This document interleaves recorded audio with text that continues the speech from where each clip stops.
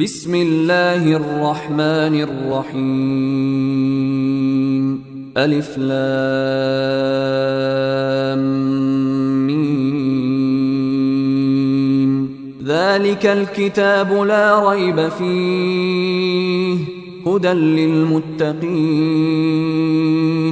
الذين يؤمنون بالغيب ويقيمون الصلاة ومما رزقناهم ينفقون والذين يؤمنون بما أنزل إليك وما أنزل من قبلك. السلام عليكم ورحمة الله وبركاته. إن الحمد لله نحمده ونستعينه ونستغفره ونعوذ بالله من شرور أنفسنا ومن سيئات أعمالنا من يهدي الله فلا مضل له ومن يضلل فلا هادي له أشهد أن لا إله إلا الله وأشهد أن محمدا عبده ورسوله أما بعد فقد قال الله تعالى في القرآن الكريم بعد أعوذ بالله من الشيطان الرجيم بسم الله الرحمن الرحيم يا أيها الناس اتقوا ربكم الذي خلقكم من نفس واحدة وخلق منها زوجها وبث منهما رجالا كثيرا ونساء وقال النبي صلى الله عليه وسلم إن أصدق الحديث كتاب الله وأحسن الهدي هدي محمد وشر الأمور محدثاتها وكل محدثة بدعة وكل بدعة ضلالة وكل ضلالة في النار. புகழனைத்தும் அல்லாஹ் ஒருவனுக்கே அல்ஹம்துலில்லாஹ்.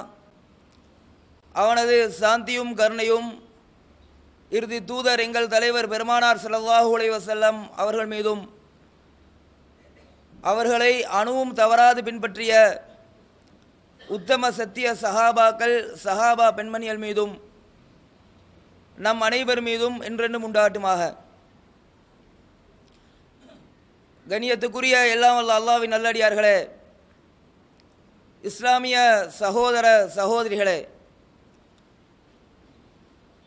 இன்றைய ஜும்மா உரையின் தலைப்பாக ஏகத்துவத்தை எடுத்துரைக்க எளிய வழிகள் என்ற தலைப்பு தேர்வு செய்யப்பட்டுள்ளது. இந்த தலைப்பின் அடிப்படை நோக்கம் என்னவென்று சொன்னால், ஏகத்துவவாதிகளாக ஓரிரை கொள்கையை பின்பற்றக்கூடியவர்களாக தௌஹீதை மக்கள் மத்தியிலே பிரச்சாரம் செய்யக்கூடியவர்களாக இருக்கக்கூடிய நாம் நம்முடைய இந்த சத்திய மார்க்கத்தை ஏகத்துவ கொள்கையை மக்கள் மத்தியிலே எப்படி எடுத்துச் சொல்வது, இதை எப்படி நாம் இந்த தாவா பணியை செய்தால் அது மக்கள் மத்தியிலே இலேசான முறையில் சென்றடையும் என்பது போன்ற ஒரு சில விஷயங்களை ரத்தின சுருக்கமாக அறிந்து தெரிந்து கொள்வதற்காக வேண்டி இந்த தலைப்பு தேர்வு செய்யப்பட்டுள்ளது. அல்லாஹ் தஆலா இந்த மனித சமுதாயத்தை படைத்து மனிதர்களாகிய நாம் வழித்தவறி விடக்கூடாது, அசத்திய பாதைகளை தேர்ந்தெடுத்து விடக்கூடாது என்பதற்காக வேண்டி ஒவ்வொரு காலத்துக்கும் இடைவெளியில் ஒரு நபியை அல்லாஹ் தஆலா அனுப்பி கொண்டே இருந்தான். அனுப்பி கொண்டிருந்த அல்லாஹ் தஆலா கடைசி நபியாக அல்லாஹ்வின் தூதர் முஹம்மது நபி ஸல்லல்லாஹு அலைஹி வஸல்லம் அவர்களை அனுப்பிவிட்டு நபித்துவத்திற்கு முத்திரையிட்டு விட்டான். கடைசியாக வந்த நபிகள் நாயகம் ஸல்லல்லாஹு அலைஹி வஸல்லம் இவர்களை அனைத்து மனித சமுதாயத்திற்கும் போதுமானவர் என்றும் சொல்லிவிட்டான். இதே வேளையை கடைசியாக ஒரு நபி அல்லாஹ் தஆலா அனுப்பி இவரே மொத்த உலகிற்கும் போதுமானவர் என்று அல்லாஹ் தஆலா சொன்னானே, இதே வேலையை அல்லாஹ் தஆலா ஆரம்பத்திலே செஞ்சிருக்கலாமா இல்லையா? ஆரம்பத்திலே ஒரு நபி அனுப்பி இந்த ஒரு நபியே எல்லா சமுதாயத்திற்கும் போதுமானவர் என்று சொல்லியிருக்கலாமா இல்லையா? எதற்காக வேண்டி காலத்திற்கு காலம் அல்லாஹ் தஆலா ஒரு நபியை அனுப்பினான் என்று சொன்னால், மனிதனை பொறுத்த வரைக்கும் மனிதனுக்கு ஒரு தடவை சொன்னால் புரியாது, ஒரே விஷயத்தை பல தடவை சொல்லிக்கொண்டே இருக்க வேண்டும். திருமறை குர்ஆனை பரட்டி பார்த்தால் அந்த குர்ஆன் அல்லாஹ் தஆலா தொழுங்கன்னு ஒரு இடத்துல சொன்னா போதுமா போதாதா? நோம்பு பிடிங்கன்னு ஒரு இடத்துல சொன்னா போதுமா போதாதா? அல்லாஹ் இரக்கமானவன், அல்லாஹ் பாவத்தை மன்னிக்கக்கூடியவன் என்று எதற்காக வேண்டி பல இடங்கள்ல 30 ஜுஸு குர்ஆன் தான், இந்த ஒரே குர்ஆனில் அல்லாஹ் பல இடங்களில் திரும்ப திரும்ப சொல்வது மனிதனை பொறுத்த வரைக்கும் ஒரு தடவை சொன்னா உரைக்காது, ஒரே விஷயத்தை பல தடவை சொல்லிக்கொண்டே இருக்க வேண்டும். ஒரு நபி எந்த செய்தியை சொன்னாரோ அதே செய்தியை தான் கடைசி நபி வரைக்கும் சொன்னார்கள். எனவே மனிதனுக்கு அடிக்கடி ஞாபகமூட்டி கொண்டே இருக்க வேண்டும் என்பதற்காக வேண்டி பல நபிமார்கள் அல்லாஹ் தான் அனுப்பி வைத்தான். இன்னும் விளக்கமாக சொல்வதாக இருந்தால், நாம் எல்லாருமே மொபைல் ஃபோன் யூஸ் பண்ணுவோம். இந்த மொபைல் ஃபோனை யூஸ் பண்ணும்போது அதில் பேட்ரி சார்ஜ் இருந்தால் தான் யூஸ் பண்ண முடியும். பேட்டரியை ஃபுல் பண்ணுறது சார்ஜில் போடுறோம். சார்ஜ் ஆச்சுன்னா சில மொபைல் 3 நாள் சார்ஜ் இருக்கும், சிலது 2 நாள் சார்ஜ் இருக்கும், ஒரு சிலது 1 நாள் தான் சார்ஜ் இருக்கும்.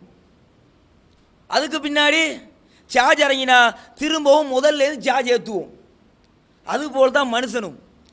ஒரு தடவை ஒரு பயான் நிகழ்ச்சியை நாம் கேட்டுவிட்டால், ஒரு தடவை ஒரு செய்தியை கேட்டுவிட்டால், இப்போ ஒரு ஜும்மாக்கு வந்திருப்பீங்க, ஒரு ஜும்மாவில் மறுமையை பற்றி, நரகத்தை பற்றி, அல்லாவின் வல்லமையை பற்றி, அல்லாஹ் கடுமையாக பிடிப்பான், இப்படியெல்லாம் கேட்ட உடனே அப்படியே ஒரு இறைச்சம் வரும். இந்த இறைச்சத்துடைய சார்ஜ் எவ்வளோ நாளைக்கு இருக்கும்? கேட்ட அன்னைக்கு அப்படியே ஒரு இறைச்சத்தோடு போய்த்து தொழுகை என்ன, வேற வேற நல்லமல்கள் என்ன எல்லாம் செஞ்சுக்கிட்டே இருப்போம். அடுத்த நாள் சுபவுக்கு இறைச்சம் தூக்கத்தோட மௌத்தா போயிடும். இன்னும் சிலருக்கு சனிக்கிழமை ஞாயிற்றுக்கிழமை வரைக்கும் இருக்கும்.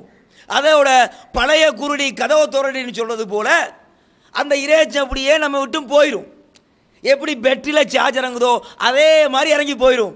அப்போ திரும்பவும் சொல்லணும், திரும்பவும் சொன்னாதான் அது நமக்கு படும். அதனால தான் அல்லாஹ் தஆலா ஒவ்வொரு நபிமாரா அனுப்பி இந்த சத்திய கொள்கையை சொல்லிவிட்டு கடைசி நபியாக நபிகள் நாயகத்தை அனுப்பிவிட்டு அவரோடு நபித்துவத்திற்கு முத்திரையிட்டு விட்டு நபிமார்களை நம்பி அல்லாஹ் எந்த பொறுப்பை அவர்கள் கையிலே கொடுத்தானோ அந்த பொறுப்பை அல்லாஹ் நம்மிடத்திலே தந்திருக்கிறான். நமக்கு அல்லாஹ் தந்திருக்கக்கூடிய சாதாரண பொறுப்பு கிடையாது, நபிமார்களுக்கு கொடுத்த பொறுப்பு. அழைப்பு பணி என்று சொல்வது அல்லாஹ்வின் தூதர்களுக்கு கொடுத்த பொறுப்பு. இந்த பொறுப்பை நம்மிடத்தில் அல்லாஹ் கொடுத்து விட்டு சொல்கிறான், குந்தும் ஹைர உம்மத்தின் உஹ்ரிஜத் லின்னாஸ். மனித சமுதாயத்திலேயே அனுப்பப்பட்ட மொத்த மனித சமுதாயத்திலும் நீங்கள் தாம்பா சிறந்த சமுதாயம். ஏன் தெரியுமா? தஅமுரூன பில் மஅரூஃப் வ தன்ஹவுன அனில் முன்கர். நீங்கள் நன்மையை ஏவுகிறீர்கள், தீமையை தடுக்கிறீர்கள். நன்மையை ஏவி தீமையை தடுப்பதனால் நாம் சிறந்த சமுதாயம் என்று அல்லாஹ் தஆலா சொல்லி காட்டுகிறான். அப்ப இந்த அழைப்பு பணியை பொறுத்த வரைக்கும் நாம் என்ன செய்கிறோம்? அல்லாஹ் நம்பி நம்ம கையில் இந்த பொறுப்பை தந்திருக்கிறான். நாம் ஏதாவது தாவா பண்ணுறோமா? நம்மில் பலரை எடுத்துக்கொண்டால் நான் எப்படி போயிட்டு பயான் பண்ணுறது, நான் எப்படி போயிட்டு மார்க்கத்தை சொல்கிறது? நான் 7 வருஷம் படித்த ஆலிம் சாவா, மதரசாவிலே படித்த மௌலைமார்களா, நாம் போயிட்டு மார்க்கத்தை சொல்ல முடியுமா? அப்படி நாம் நினச்சிக்கிட்டு இருக்கிறோம். யார் தெரியுமா மார்க்கத்தை சொல்ல வேண்டும்? அல்லாஹ்வின் தூதர் கடைசி ஹஜ்ஜத்துல் விதாவிலே மக்களுக்கு மார்க்கத்தை சாரி பிழிந்து கொடுக்கும் போது சொன்னார்கள், பல்லிகு அன்னி வலு ஆயா. என்னிடத்திலிருந்து ஒரே ஒரு செய்தியை நீங்கள் கேள்விப்பட்டாலும் பெற்றுக்கொண்டாலும் அதை மக்கள் மன்றத்திலே, மக்கள் மத்தியிலே எடுத்து சொல்லிவிடுங்கள். எந்த ஒரு ஹதீஸுமே தெரியாத மனிதர்கள் நம்மில் யாராவது இருப்போமா? அல்லாஹ் சொன்ன சட்டத்திட்டங்கள் தெரியாதவர்கள் யாராவது இருப்போமா? 100க்கு 99.99% மக்கள் தெரிந்துதான் வைத்திருக்கிறோம். அப்ப நம்ம அனைவர் மீதும் இந்த அழைப்பு பணியை செய்வது, இந்த தாவா பணியை செய்வது கட்டாய கடமையாக இருக்கிறது. இந்த அழைப்பு பணியை செய்வதாக இருந்தால், இந்த ஏகத்துவத்தை மக்கள் மத்தியில் எடுத்து சொல்வதாக இருந்தால், முதல்ல நாம முழுமையாக மார்க்கத்தை படிச்சுக்கணும். மார்க்கம்னா என்னன்னு நாம தெரிந்து வைத்துக் கொள்ள வேண்டும். மார்க்கத்தை கற்றுக்கொள்வதற்கு அதிகம் ஆர்வம் காட்ட வேண்டும். சஹாபாக்கள் காட்டினார்கள். நீ எல்லாம் கேள்விப்பட்டிருப்பீங்க ஒரு ஹதீஸ், தொழுகையுடைய அந்த புக்கை பற்றினா கூட முதல்ல அந்த ஹதீஸ் தான் வரும். சல்லு கமார ஐத்துமூனி உசல்லி. அல்லாஹ்வின் தூதர் சொன்னார்கள், என்னை எவ்வாறு தொழ கண்டீர்களோ அவ்வாறே நீங்களும் தொழுங்கள். இந்த ஹதீஸ் பெரும்பாலும் எல்லாம் கேள்விப்பட்டிருப்பீங்க. இந்த ஹதீஸுடைய பின்னணி என்ன தெரியுமா? இந்த ஹதீஸ் எந்த சந்தர்ப்பத்திலே நபிகள் நாயகம் ஸல்லல்லாஹு அலைஹி வஸல்லம் அவர்கள் சொன்னார்கள் என்று தெரியுமா? சில இளைஞர்கள் வெளியூர்ல இருந்து நபிகள் நாயகம் ஸல்லல்லாஹு அலைஹி வஸல்லம் அவர்களை தேடி வந்து 20 நாட்கள் நபிகள் நாயகம் ஸல்லல்லாஹு அலைஹி வஸல்லம் அவர்களோடு இருந்து மார்க்கத்தை கற்றுக்கொள்கிறார்கள். 20 நாள் கழிச்சு பார்த்தா எல்லாரும் கொஞ்சம் வீட்டுக்கு போகிற மாதிரி ஒரு தேக்கம் விளங்குது முகத்தில். உடனே இதை ரசூல்லா புரிஞ்சுக்கிட்டு, என்னப்பா வீட்டுக்கு போகிறீங்களா எல்லாரும்? சரி பரவாயில்ல, எல்லாரும் போயிட்டு வாங்க. ஆனால் தொழுகையுடைய நேரம் வந்து விட்டால் சல்லு கமாராய்த்து மூடியும் சல்லி, என்னை எவ்வாறு தொழ கண்டீர்களோ அவ்வாறே நீங்களும் தொழுங்கள் என்று ரசூல்லா சொன்னாங்க. அப்போ யோசிச்சு பாருங்க பார்ப்போம். மார்க்கத்தை கற்றுக்கொள்வதற்கு 20 நாட்கள் தியாகம் செய்து ஆர்வமாக இளைஞர்கள் வந்து மார்க்கத்தை கற்றுக்கொள்கிறார்கள். ஆனால் நம்மளை பொறுத்த வரைக்கும் ஒரு 20 நிமிஷம் பயான்ல உட்காந்து பயான் கேட்க முடியல, ஒரு அரை மணி நேரம் பயான் கேட்க முடியல. வேற எந்த ஒரு ஃபங்க்ஷனாக இருந்தாலும் எத்தனை தொலை தூரமாக இருந்தாலும் தாண்டி செல்வோம். ஆனால் அந்த மார்க்கத்தை படித்துக் கொள்வதற்கு நம்மிடத்தில் சுத்தமாக ஆர்வமே இல்லாத ஒரு நிலையாக இருக்கிறது. நல்லவேளை அல்லாஹ் தஆலா இந்த ஜும்மாவை கடமையாக்கி விட்டான். இல்லைன்னு வைங்கள, எப்படி வாராந்திர பயான்கள் ஒவ்வொரு இடங்களில் நடக்கிறதோ 5 பேர் 10 பேர் 15 பேர், இது போன்றுதான் ஜும்மாவுடைய நிலையம் இருந்திருக்கும். அல்லாஹ் ஜும்மாவை கடமையாக்கிட்டானே அப்படின்னு நினைச்சு எல்லா மக்களும் பள்ளியை நோக்கி விரைந்து வந்து கொண்டிருக்கிறார்கள். இதுதான் காரணம். நிறைய மக்களுக்கு இதுதான் ஆர்வம். இன்னும் சொல்ல போனால் அந்த சஹாபாக்கள் மார்க்கத்தை கற்றுக்கொள்வதில் எவ்வளவு தெரியும் ஆர்வமாக இருந்தாங்க. நாம் ஒரு பயானுக்கு வாங்குங்க, ஒரு பயான் நிகழ்ச்சியை சேர்த்து ஏற்பாடு பண்ணுங்க, 4 பேரை சந்திச்சு பேசுவோமே அப்படின்னு கூப்பிட்டா கடையை முட்டு வர முடியுமா? அட ஒரு ஞாயிற்றுக்கிழமை வாரத்தில் ஒரு நாள் 1 மணி நேரம் பயானுக்கு வரத்துக்கு கடையை முட்டு வர முடியாது. வியாபாரம் பொருளாதாரம் இருக்கிறோமே. அந்த சஹாபாக்கள் நிலை என்ன தெரியுமா? திண்ணை தோழர் என்று சில சஹாபாக்கள் இருந்தார்கள். அதிலே அபூ ஹுரைரா என்று சொல்லக்கூடிய நபித்தோழர் அதிகமான ஹதீஸில் அறிவித்திருக்கிறார். இவர் சொல்றாரு, ஒரு தடவை பசி தாங்க முடியல, பசியின் காரணமாக என்னுடைய வயிற்றை தரையிலே தேய்த்து கொண்டிருந்தேன். அந்த அளவுக்கு என்னை பசி வாட்டி எடுத்தது. யார்கிட்டையும் வாயை திறந்து கேட்கவும் வைக்கும், பசியையும் பொறுத்துக் கொள்ள முடியாது. உழைக்க தெரியாமல் இல்லை, சம்பாதிக்க போ தெரியும். ஆனால் அந்த கெப்பில் நாங்கள் சம்பாதிக்க போயிட்டு ரசூல் ஏதாவது மார்க்க சட்டங்களை சொல்லிவிட்டால் அது எனக்கு தெரியாமல் போய்விடுமோ, மார்க்கத்தை முழுமையாக நான் அறிந்து கொள்ளாமல் போய்விடுவேனோ என்ற ஒரு ஆர்வத்தோடு பசியோடு படுத்து கிடக்கிறார்கள். ஒரு கட்டத்தில் பசி தாங்க முடியாமல் வெளியில் வந்து தொழுதுட்டு வரக்கூடிய உமரை பார்க்கிறார். உமரை பார்த்து, எங்க பசியாக இருக்குங்க, வீட்டுக்கு கூட்டிகிட்டு போங்க இப்படின்னு சொல்லவும் முடியாது. உடனே உமர் அலி அல்லாஹ் பார்த்து சூசகமா, உமரே இந்த குர்ஆன் வசனத்துக்கு உங்களுக்கு விளக்கம் தெரியுமா? விளக்கம் கேட்கறது மெயின் நோக்கம் கிடையாது. என்னப்பா சாப்பிட்டியா, வாப்பா வீட்டுக்கு போ அப்படின்னு கூட்டி போவார் நினச்சி கேட்குறாரு. இந்த குர்ஆன் வசனத்துக்கு உங்களுக்கு விளக்கம் தெரியுமா? ஆமாம் தெரியுமே, இதுதானே விளக்கம் அப்படின்னு விளக்கத்தை சொல்லிட்டு அவர் போயிட்டாரு போகிறதுக்கு. சரி, அடுத்தது அபூபக்கர் ரலியல்லாஹு அன்ஹு அவர்கள் வருகிறார்கள். அபூபக்கரே இந்த வசனத்துக்கு உங்களுக்கு விளக்கம் தெரியுமா? ஆமா தெரியுமே, இதுதான் விளக்கம் அப்படின்னு அவரும் விளக்கத்தை சொல்லிட்டு போயிட்டாரு. இவருக்கு பசி பொறுக்க முடியல. அடுத்தது அல்லாஹ்வின் தூதர் வருகிறார்கள். வரும்போது அல்லாஹ்வின் தூதரே, இந்த வசனத்துக்கு உங்களுக்கு விளக்கம் தெரியுமா? எனக்கு விளக்கம் சொல்லித்தாங்களே. ரசூல் ஸல்லல்லாஹு அலைஹி வஸல்லம் அவர்கள் விளக்கம் சொல்லவில்லை. ஒட்டிய வயிறையும் உள்ளே சென்றிருக்கக்கூடிய கன்னங்களையும் பார்க்கிறார்கள். பார்த்துவிட்டு, வாரும் அபூ ஹுரைராவே என்னுடைய வீட்டுக்கு அப்படின்னு நபிகள் நாயகம் ஸல்லல்லாஹு அலைஹி வஸல்லம் அவர்கள், நாட்டின் ஜனாதிபதி, வீட்டுக்கு கூட்டிட்டு போறாங்க. வீட்டுக்கு எந்த நோக்கத்தில் கூட்டிட்டு போறாங்க? நாட்டின் ஜனாதிபதினா பொருளாதாரம் கொட்டி கிடக்குமா? அங்க போனா அவங்களுக்கும் சாப்பிட்றதுக்கு ஒண்ணுமே இல்லை. வீட்டுக்கு போயிட்டு பார்க்குறாங்க, ஒரு டம்ளர் பால் இருக்கு, ஒரு முட்டிக்கு பால் இருக்கு, அதுவும் யாரோ ஒருத்தர் கொடுத்தனுப்பினது. அந்த பாலை நபிகள் நாயகம் ஸல்லல்லாஹு அலைஹி வஸல்லம் அவர்கள் அபூ ஹுரைரா ரலியல்லாஹு அன்ஹு அவர்களுக்கு கொடுப்பதற்கு முன்னால் சொல்கிறார்கள், உங்களை போல இன்னும் எவ்வளவு பேர் அந்த திண்ணை தோழர் இருக்கிறார்கள், அவர்களையும் கூட்டி வாருங்கள். இவர் பார்க்குறாரு, இருக்கிறதே ஒரு முட்டி பால் தான், இதில் எல்லாத்தையும் கூட்டிகிட்டு வந்தா ஒவ்வொரு டாட்டா குடிக்கிறது, வயிறா நிறையும். சரி, ரசூலா கூட்டி வர சொல்லிட்டாங்க. போயிட்டு கூட்டிகிட்டு வர்றாரு. கூட்டிகிட்டு வந்த ரசூல் எல்லாத்துக்கும் பங்கு வச்சு கொடுங்க அப்படின்றாங்க. இவரும் பங்கு வச்சு கொடுக்குறாரு. எல்லாரும் குடித்து முடிந்ததுக்கு பின்னால் ரசூலா சொல்கிறாங்க, இப்போது நீங்கள் பருகுங்கள், நீங்கள் அருந்துங்கள். இவர் குடிக்கிறாரு.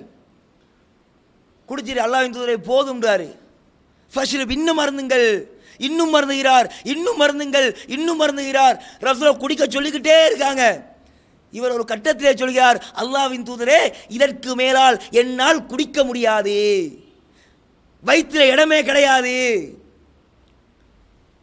இது எதுக்காக சொல்றேன்னா, மார்க்கத்தை கற்றுக்கொள்வதற்காக வேண்டி சஹாபாக்கள் இந்த அளவுக்கு ஆர்வமாக இருந்தார்கள். அந்த அளவுக்கு நம்மிடத்தில் ஆர்வம் இல்லாவிட்டாலும் குறைந்தது மொபைலை வச்சு ஃபேஸ்புக், ட்விட்டர், வாட்ஸ்அப்னு நோண்டிக்கிட்டு இருக்கிறதுக்கு பதிலாக 2 குர்ஆன் வசனத்தை எடுத்து படித்து அதை நாம் தெரிஞ்சுக்கிறோமா? யோசிச்சு பாருங்க, பார்ப்போம். நம்முடைய ஆர்வம் எந்த அளவுக்கு இருக்கிறது மார்க்கத்தை கற்றுக்கொள்வதிலே? நாம் சரியான முறையில் மார்க்கத்தை கற்றுக்கொண்டால்தான் இன்னைக்கு நிறைய மக்கள் மூளை சலவை செய்யப்பட்டு மார்க்கம் என்றால் என்னவென்றே தெரியாமல் வழிகேட்டிலே வழித்தவறி சென்று கொண்டிருக்கிறார்கள். அப்படியாப்பட்ட சமுதாயத்துக்கும் போய் நாம் மார்க்கத்தை சொல்லலாம். இன்னைக்கு நம்மளை எதிர்க்கிறாங்கல்ல, நம்மை எதிர்க்கக்கூடியவர்களில் பெரும்பான்மையான மக்கள் தெரிந்து கொண்டே எதிர்க்கிறார்களா? நிறைய பேர் அறியாமல் தான் எதிர்க்கிறார்கள். நாம் ஏதாவது ஒரு ப்ரோக்ராம் நடத்துவதாக இருந்தால், ஒரு பொதுக்கூட்டமோ, ஒரு இனிய மார்க்கமோ, எளிய மார்க்கமோ, இரத்த தானம் வாங்கலோ, இப்படி நிகழ்ச்சிகளை நாம் செய்யும் போது விடிய கஷ்டப்பட்டு 2 நாள் 3 நாள் தூக்க முழிச்சு ரோடு வழியாக நின்று போஸ்டர் ஒட்டுவோம். விடிய போஸ்டர் ஒட்டிட்டு காலையில் போயிட்டு பார்த்தா அழகாக கிழிச்சு வச்சிருப்பான். எப்படி ஒரு கவலை வரும், எப்படி ஒரு ஆத்திரம் வரும்? அட, கஷ்டப்பட்டு போஸ்டர் ஒட்ட இதை கிழிச்சு போட்டிருக்கானே. இப்படி கிழிக்கிறார்களே, இவர்கள் யார் நினைக்கிறீங்க? பட்டம் பெற்ற பட்டதாரிகளா அல்லது பெரும் பெரும் மார்க் அறிஞர்களா? நல்லா படித்த மூளை உள்ளவனா? இதெல்லாம் கிழிக்கிறது யாருன்னு பார்த்தீங்கன்னா, கிழிப்பவனுக்கும் மார்க்கத்துக்கும் சம்பந்தமே இருக்காது. ரோட்டில் ரஸ்தியாத்திரமா சுற்றிக்கிட்டு இருக்கானே, இது போன்ற மக்கள் பள்ளி பக்கம் தலை வச்சு படுக்க மாட்டான். ஏதோ ஒரு வாரத்தில் ஒரு சும்மாக்கு தலையை காட்டிட்டு போவான். இவனுக்கு தான் தௌஹீதை சொல்றதுல கவலை. ஏன் கவலை? அவனுக்கு தௌஹீது என்னன்னு தெரியாது. அறியாமையின் காரணமாக, மார்க்கத்தை புரிந்து கொள்ளாததின் காரணமாக நம்மை எதிர்த்து கொண்டிருக்கார்கள். இப்படியாப்பட்ட மக்களுக்கு அறிவுபூர்வமாக விளங்கப்படுத்த வேண்டும். இன்று இலங்கையிலே ஒரு பெரும் சமுதாயம் மொத்தமாக மூல செலவு செய்யப்பட்டு அப்படியே ஷிர்க்கு பிதத்தின் வழிகேட்டை நோக்கி இழுத்து கொண்டு சென்று கொண்டிருக்கார்கள். ஒரு பருவ வேதம் அடைஞ்ச உடனே, ஓ லெவல் ஏ லெவல் போன்ற எக்ஸாம் முடிஞ்ச உடனே அப்படியே ட்ரிப் கூட்டி போகிற மாதிரி கூட்டி போகிறது. கூட்டி போயிட்டு மொத்த மண்டையும் கழுவி அவனுக்கு அந்த அஜ்ரத் என்ன சொல்கிறாரோ அதுதான் மார்க்கம் என்று அவன் நினைக்கக்கூடிய அளவுக்கு மூளை செலவை செய்யப்படுகிறார்கள். பொய்யான கதைகள், கப்சாக்கள், இதெல்லாம் அவன் நம்பிக்கொண்டு இதுதான் மார்க்கம் என்று அவர்கள் நினைத்து கொண்டிருக்கிறார்கள். அப்படியாப்பட்ட மக்களுக்கு அறிவுபூர்வமாக நாங்கள் மார்க்கத்தை சொல்ல வேண்டும். உதாரணத்துக்கு சொல்வதாக இருந்தா, எப்படியாப்பட்ட கதையெல்லாம் சொல்லி மண்டைய கழுவானா, ஒரு கூட்டம் லண்டனுக்கு போச்சான். கேள்விப்பட்டிருப்பீங்க, கார்குன் சாரின்னு கதை சொல்லுவாங்க. அவருடைய புத்தகங்கள் எடுத்துக்கொண்டால் நிறைய கப்சா கதைகள் இருக்கு. பெரும்பாலும் ஏதாவது ஒரு ஊருக்கு போயிட்டு வந்தா அங்கே இப்படி நடந்துச்சு அப்படி நடந்துச்சு அப்படின்னு பலதரப்பட்ட கதைகளை சொல்வார்கள். அமீர் சாபுக்கு கட்டுப்பட வேண்டும், நம்மோடு சேர்ந்து பணி செய்ய வேண்டும் அப்படின்னு பொய்யான கதையெல்லாம் சொல்லுவாங்க. ஆதாரமெல்லாம் கிடையாது, சும்மா நமக்கு நடந்துச்சுன்னு சொல்லக்கூடிய கதைகள். உதாரணத்துக்கு கொண்டு சொல்வதாக இருந்தா, அப்படி ஒரு ஜமாத்து லண்டனுக்கு போச்சான். லண்டன் டவுனில் காரில் போய்கிட்டு இருக்கிறாங்க. காரில் போய்கொண்டு இருக்கும்போது பின்னாடி ஒரு யானை விரட்டிட்டு வருதான். உடனே மக்கள்லாம் பயந்து போயிட்டு, அமீர் சாவே பின்னாடி யானை விரட்டிட்டு வருதே, நாம் என்ன பண்ணுறது? உடனே அமீர் சாப் சொன்னாராம் டிரைவரை பார்த்து, இவங்க இப்போ இடது பக்கம் போகணுமா. டிரைவரை பார்த்து சொன்னாராம், ஏன்பா வலது பக்கம் சிக்னலை போடு அப்படின்றாராம். உடனே டிரைவர் கேட்டாராம், அமீர் சாப் நாங்கள் இடது பக்கம் போகணும், நீங்கள் வலது பக்கம் சிக்னலை போட சொல்கிறீங்களே. அமீர் சாப் சொல்கிறேன், கட்டுப்படுப்பா, நான் சொல்கிறத உனக்கு தெரியுமா, நான் சொல்கிறேன் ரைட் சைடில் சிக்னலை போடு அப்படின்னோட என்னமோ சொல்கிறாரு போங்க அப்படின்னு ரைட் சைடில் சிக்னலை போட்டாராம். ரைட் சைடில் சிக்னலை போட்டு அப்படியே திருப்போக்கலை யானை வலது பக்கமாக ஓடி வந்து முன்னுக்கு நின்றுச்சான். உடனே அமீர் சாப் சொன்னாரா, திருப்புடா இடது பக்கம் வண்டியை அப்படின்ட்டாராம். சொன்ன உடனே இடது பக்கம் திரும்பி எல்லாரும் தப்பிச்சிட்டாங்களாம். இதை சொன்ன உடனே கீழே இருந்து கேட்குறாங்களே மக்கள், இந்த பள்ளி கத்துன்னு தெரியுமா, உண்டு அதை மாதிரி கீழே இருந்துட்டு, பாப்பா என்ன ஒரு சம்பவம், இதுக்கு தான் அமீர் சாபு கட்டு பண்ணுறது, இதுக்கு தான் தப்லீக் ஜமாத்தில் போகணுன்றது இப்படின்னு வாங்க. இவர்களுக்கு அறிவுபூர்வமாக சொல்லணும் இது நடந்த விஷயத்தை. அட முதல்ல லண்டன் டவுன்னா ஹபர்ன காடா யானை வர்றதுக்கு. சரி, யானையா வந்துச்சுன்னு வச்சுக்கோ, அந்த யானைக்கு தெரியுமா எது ரைட்டு சிக்னலு எது லெஃப்ட் சிக்னல், அந்த யானைக்கு தெரியுமா? அப்போ இப்படி என்ன செய்கிறாங்க, மூல செலவு செய்யப்படுறாங்க. இது போன்ற மக்களுக்கு இவெல்லாம் அறியாமல் இருக்கிறாங்க, அறியாமல் தான் நம்ம எதிர்க்கிறாங்க. இவங்களுக்கு அறிவுபூர்வமாக நாம் மார்க்கத்தை சொல்ல வேண்டும்.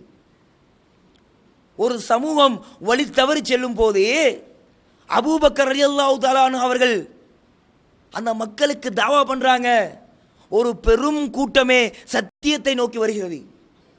எப்போ தெரியுமா?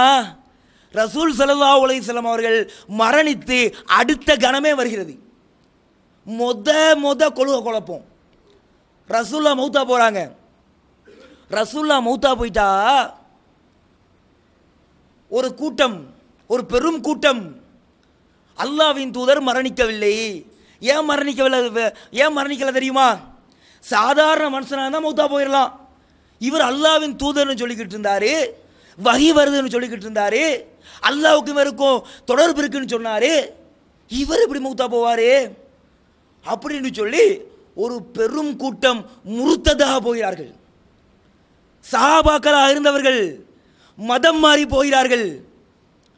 மதீனாவை சுற்றி சுற்று வட்டாரத்தில் இருக்கக்கூடிய மக்கள், அது மட்டும் இல்லாமல் ரசூலுல்லாஹ்வுடைய ஜனாசா வச்சுக்கிட்டு அறிவுலேயே சிறந்தவர் என்று சொன்னால் உமர் ரலியல்லாஹு அன்ஹு அவர்கள் சொல்லலாம் ஆண்களில். அந்த உமர் ரலியல்லாஹு அன்ஹு சொல்றாங்க, ரசூலுல்லாஹ் மௌத்தூன்னு யாரெல்லாம் சொல்லியார்களோ அவர்களை நான் வெட்டி விடுவேன்றாங்க. அந்த பக்கம் ரசூலுல்லாஹ்வுடைய மனைவி அறிவுச்சுடர் அன்னை ஆயிஷா, இன்னைக்கு வரைக்கும் அவங்கள போல ஒரு அறிவாளியே கிடையாதுங்க. அந்த அளவுக்கு மார்க்க விஷயத்தை, ஒவ்வொரு விஷயத்தையும் நுணுக்கமாக ஆய்வு செய்து தீர்ப்பளிக்கக்கூடியவர்கள். அப்படியாப்பட்ட ஆயிஷா ரலியல்லாஹு அன்ஹா அவங்க சொல்றாங்க, ரசூலுல்லாஹ் மௌத்தா போயிட்டாங்க தான், ஆனால் மௌத்துன்னு சொல்லக்கூடாது. யாரெல்லாம் மௌத்துன்னு சொல்றாங்களோ ரசூலுல்லாஹ் திரும்ப எந்திரிச்சு அவங்களோட கையை காலை எல்லாத்தையும் வெட்டி போடுவாங்க அப்படின்றாங்க. ரசூலுல்லாஹ் மரணிக்கவில்லைன்னு ஒரு குழப்பம். இந்த நேரத்தில் அப்போ அபூபக்கர் ரலியல்லாஹு அன்ஹு அவங்க ஊரில் இல்லை, ஆலியான்னு சொல்லக்கூடிய ஒரு பகுதிக்கு போயிருக்கிறாங்க. இவங்க வர்றாங்க, வந்து ரசூல் ஸல்லல்லாஹு அலைஹி வஸல்லம் அவருடைய மையத்தை அப்படியே போத்தி வைத்திருக்கிறார்கள். போர்வையை அகற்றி அல்லாஹ்வின் தூதருடைய நெற்றியிலே முத்தமிட்டு விட்டு சொல்கிறார்கள், திபுத ஹய்யன் வ மையிதா, அல்லாஹ்வின் தூதரே நீங்கள் உயிரோடு இருக்கும் போதும் நறுமணம் கமழ்ந்தீர்கள், மரணித்த பிறகும் வாசம் வீசுகிறீர்கள். சொல்லிட்டு மக்களை பார்த்து சொல்றாங்க, அலா அறிந்து கொள்ளுங்கள், மன் கான யஅபுது முஹம்மதன், யாரெல்லாம் முஹம்மதை வணங்கி கொண்டிருந்தீர்களோ, ஃபஇன்ன முஹம்மதன் கதுமாத், அந்த முஹம்மது நிச்சயமாக இறந்து விட்டார். ஒமன் கான யஅபுதுல்லாஹ், யாரெல்லாம் அல்லாஹ்வை வணங்கி கொண்டிருந்தீர்களோ, ஃபஇன்னல்லாஹ ஹய்யுன் லா யமூத், அல்லாஹ் உயிரோடு இருப்பவன், அவன் மரணிக்கவே மாட்டான். இன்ன கமையுத்துன் வைன்னஹும் மையுத்தூன், நபியே நீங்களும் மரணிக்கக்கூடியவர் தான், அவர்களும் இந்த மக்களும் மரணிக்கக்கூடியவர்கள் தான் என்று சொன்ன உடனே ரசூலுல்லாஹ் மௌத்தா போலன்னு சொல்லிக்கிட்டு இருந்தாங்களே மக்கள், எல்லா மக்களுக்கும் உடனே படுது, அட அல்லாவே குர்ஆன்ல சொல்லிட்டானே, அல்லாவே நபியை பார்த்து உசுரோடு இருக்கும்போது சொல்லியிருக்கிறானே, இன்ன கமையுத்துன் வைன்னஹும் மையுத்தூன், நீங்களும் மரணிக்கக்கூடியவர் தான் என்று சொல்லியிருக்கிறானே அப்படின்னு சொல்லிட்டு எல்லா மக்களும் திரும்ப திரும்ப அந்த வசனத்தை ஓதிக்கிட்டே இருக்கிறாங்க. அவ்வளோ கோவப்பட்ட உமர் ரலியல்லாஹு அன்ஹு அவங்க சொல்றாங்க, இந்த வசனத்தெல்லாம் கேள்விப்பட்ட உடனே, கேட்ட உடனே என்னுடைய உடலை என்னுடைய கால் சுமக்க மறுத்து விட்டது. ஒரு பயத்தால் கால்லாம் நடுக்கும் தெரியுமா, அதை மாதிரி நான் ஆயிட்டேன். ஒரு மாதிரியா மதீனாவில் இருக்கக்கூடிய மக்கள், சஹாபாக்கள் இதெல்லாம் புரிஞ்சுக்கிட்டு உடனே விளங்கி புரிஞ்சு ஒரு சுதாரிச்ச ஒரு நிலைமைக்கு வந்துட்டாங்க. ஆனால் மதீனாவை சுற்றிருக்கக்கூடிய சுற்றுப்புறத்தில் இருக்கக்கூடிய 5000க்கும் மேற்பட்ட முஸ்லிமாக இருந்த சஹாபாக்கள் முர்த்ததா போகிறாங்க, மதம் மாறி போகிறாங்க. ரசூலுல்லாஹ் பார்த்து பார்த்து வளர்த்த சமூகம், ரசூல் ஸல்லல்லாஹு அலைஹி வஸல்லம் அவர்கள் இருக்கும் போது இந்த இஸ்லாமிய மார்க்கத்தை பின்பற்றிய சமூகம் வழி தவறி போனாங்களே. காரணம் என்ன? ஷைத்தான் குழப்பிக்கிட்டே இருப்பான். அபூபக்கர் எப்படி அறிவுபூர்வமாக அந்த மக்களுக்கு மார்க்கத்தை குர்ஆன் ஹதீஸோடு சொன்னார்களோ, அதே போல நாமும் சொல்லவில்லை என்று சொன்னால் இன்னைக்கும் ஒரு பெரும் சமுதாயம் போய்கொண்டே தான் இருக்கிறது. மார்க்கத்தை சரியா புரிஞ்சிருந்தா யாராவது சோபித்த செத்தத்துக்கு கத்தம் பாத்திய ஓதுவது போல சலவாத் ஓதுவார்களா? பெரும் பெரும் முஃப்திமார்கள், பெரும் பெரும் தகைகள் என்று சொல்லிக் கொண்டிருந்தவர்கள் யாரோ ஒரு ஆமுதூர் செத்தாரே அப்படின்னு சலவாத் ஓதுறான். அப்ப யோசிச்சு பாருங்க பாப்போம், இந்த அளவுக்கு வழி தவறி ஒரு சமுதாயம் போய்கொண்டிருக்கிறது. இப்படியாப்பட்டவர்கள் நாம் மார்க்கத்தை சொல்ல வேண்டும், அழகான முறையில் எடுத்து சொல்ல வேண்டும். அவர்களை வழிகேட்டிலிருந்து நாளை மறுமையிலே நரகத்துக்கு அவர்கள் நுழைவதை விட்டோம் அவர்களை காப்பாற்ற வேண்டும் என்று சொன்னால் அவர்களுக்கு நாம் இந்த மார்க்கத்தை சரியான முறையிலே கொண்டு போய் சேர்த்தால் தான் முடியும். ஹிதாயத்தை கொடுப்பவன் அல்லாஹ். ஆனால் இந்த தாவா பணியை நாம் கண்டிப்பாக கட்டாயமாக செய்ய வேண்டும். அது மட்டுமல்லாமல் இந்த அழைப்பு பணியை நாம் செய்யும் போது, இந்த தாவா பணியை நாம் செய்யும் போது தௌஹீத்வாதிகளாக இருக்கக்கூடிய நாம் நம்முடைய நற்குணங்களை, நட்பண்புகளை மக்கள் மத்தியில் அப்படியே வெளிச்சமாக காட்டணும். எந்த ஒரு தருணமாக இருந்தாலும் சரி, நாம் மக்களோடு பழகக்கூடிய விதத்தில் இருந்தாலும் சரி, நாம் செய்யக்கூடிய வியாபாரங்களாக இருந்தாலும் சரி, அந்த மக்கள் தௌஹீத்வாதினா ஏமாற்ற மாட்டான், தௌஹீத்வாதினா பொய் சொல்ல மாட்டான் அப்படின்னு ஒரு எண்ணம் மற்ற மக்களுக்கு நம் மீது வர வேண்டும். அப்படி வந்தால் நாம் சொல்லக்கூடிய கொள்கை அவர்களிடத்திலே லேசான முறையில் போய் சேரும். இன்னைக்கு மற்ற மக்கள் கூட, மற்ற ஜமாத்தில் இருக்கக்கூடியவர்கள் கூட தௌஹீத் ஜமாத்காரன் எப்படி தெரியுமா பார்க்குறான்? ஒரு மலக்கு போல பார்த்துக்கிட்டு இருக்கிறான். தௌஹீத்வாதினாக்க எந்த ஒரு தவறும் செஞ்சிடக்கூடாது. உதாரணத்துக்கு சொல்றதா இருந்தா, ரோட்டில் நின்று நல்லா தொப்பியை போட்டு நல்லா பெரிய தாடி வச்சு ஜுப்பாவை போட்டு ஒருத்தர் சிகரெட் அடிச்சுக்கிட்டு இருக்காருன்னு வைங்க, எவனுமே பெருசாக கண்டுக்க மாட்டான். பாடுறான் அவன் சிகரெட் அடிக்கிறான் அப்படின்னு மேலே போட்டு பேச மாட்டான். ஆனால் இதே ஒரு தௌஹீத்வாதி அதே தவறை செய்தால் என்ன தெரியுமா செய்வானுங்க? ஜமாக்காரனை பாரு, தௌப்பாட்டியை பாரு, ரோட்டில் நின்று சிகரெட் அடிக்கிறான் அப்படின்னு ஃபோட்டோ பிடிச்சி ஃபேஸ்புக்கில் போட்டு ட்விட்டரில் போட்டு அசிங்கப்படுத்தி மானத்தையே வாங்கி விடுவார்கள். என்ன காரணம்? தௌஹீத் ஜமாத்காரனா கரெக்டாக இருப்பான்னு மக்களிடத்திலே ஒரு நல்ல எண்ணம் வந்திருக்கிறது. அதை நாம் தக்க வைத்துக் கொள்ள வேண்டும். நம்முடைய நற்குணத்தை அவரிடத்திலே காட்ட வேண்டும். நற்குணத்தை பார்த்தே சில சஹாபாக்கள் இஸ்லாத்துக்குள்ள வந்தாங்க. சுமாமத் இப்னு உசால் என்று சொல்லக்கூடிய ஒரு நபித்தோழர், இவரை பள்ளிவாசலில் கொண்டு வந்து கட்டி போட்டிருக்காங்க. அப்போது கட்டி போட்டிருந்தா ரசூலா வந்து கேட்குறாங்க, ஏன் உன்னுடைய விஷயத்தில் நான் என்ன தீர்ப்பளிக்க போகிறேன்னு நீ நினைக்கிற? ஒருத்தரை கைதியாக பிடிச்சிட்டு வந்தா அவரை கொலை பண்ணுறனா கொலை பண்ணலாம், மன்னிச்சுடுறனா மன்னித்து விடலாம், அல்லது ஏதாவது காசு பணத்தை வாங்கிட்டு வரிப்பணங்களை வாங்கிவிட்டு விடுதலை செய்வதாக இருந்தாலும் விடுதலை செய்யலாம். இவர் வந்து கேட்குறார், ரசூலா வந்து கேட்குறாங்க, உன்னுடைய விஷயத்திலே நான் என்ன தீர்ப்பளிக்க போகிறேன் என்று நீ நினைக்கிற?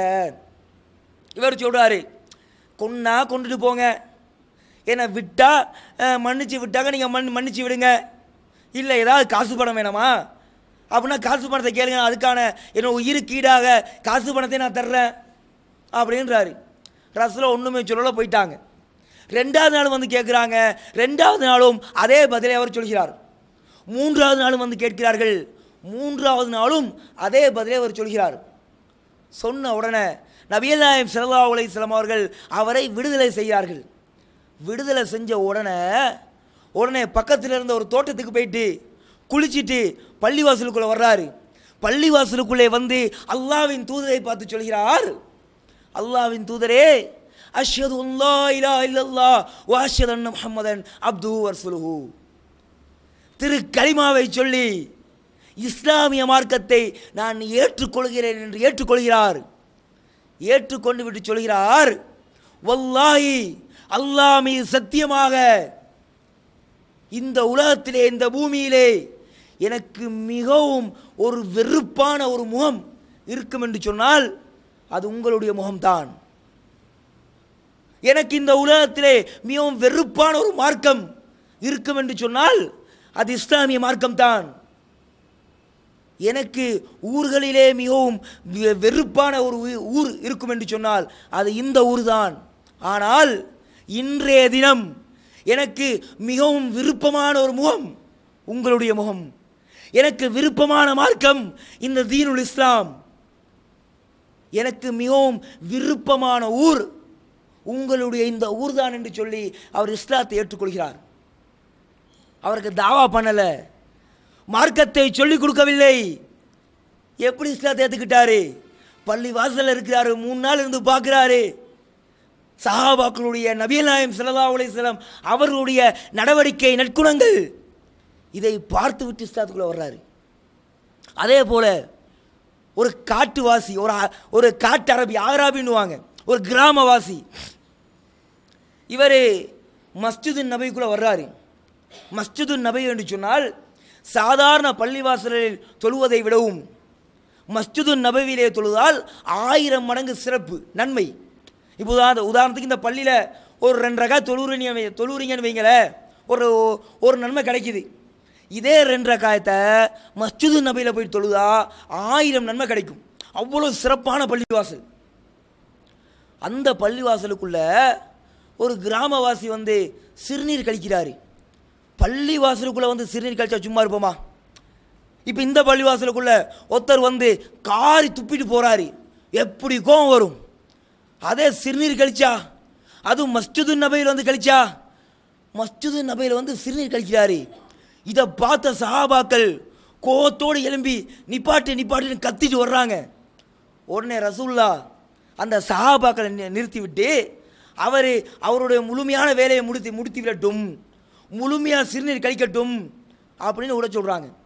விட்டதுக்கு பின்னாடி அவர் முழுமையாக சிறுநீர் கழிச்சதுக்கு பின்னாடி சஹாபாக்களை கூப்பிட்டு அந்த சிறுநீரை சுத்தம் செய்யுங்கள்னு சொல்லிவிட்டு அந்த கிராமவாசியை கூப்பிடுறாங்க.